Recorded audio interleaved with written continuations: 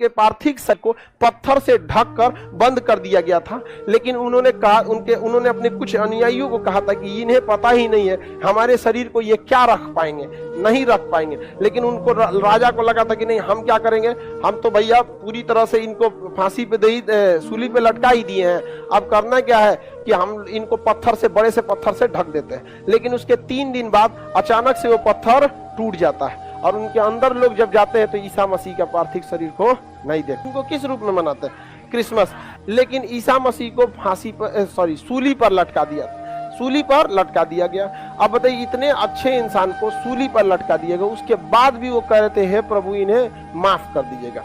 तो सूली पर लटका दिया गया, उस दिन को कहते हैं गुड फ्राइडे। इसलिए कभी भी किसी को हैप्पी गुड फ्राइडे मत बोल दीजिएगा, ये दुख का त्योहार होता है। किसी धर्म का, उस धर्म के प्रवर्तक जो उस धर्म के सबसे प्रिय हैं, अब जैसे हिंदू धर्म के लिए, अब जैसे ईसाई ने जो ईसा मसीह है, मुख्य रूप से उन्होंने ही तो ईसाइयत को फैलाया। हालांकि तो उस दिन अगर आप किसी को कह दीजिएगा हैप्पी गुड फ्राइडे, तो ये एटिकेट सही नहीं है। उस दिन गुड फ्राइडे को हैप्पी गुड फ्राइडे नहीं बोला है। जैसे हैप्पी गुड फ्राइडे एटिकेट नहीं आएगा, तो गुड फ्राइडे के दिन उन्हें क्या कर दिया गया, सूली पे लटका दिया गया था। सोचिए कितना ज्यादा अत्याचार सहा था इन लोगों ने।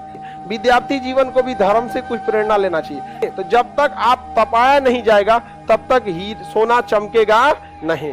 तो आप लोग अपने इसके लिए तैयार रहेंगे, आप लोग हमेशा तपने के लिए।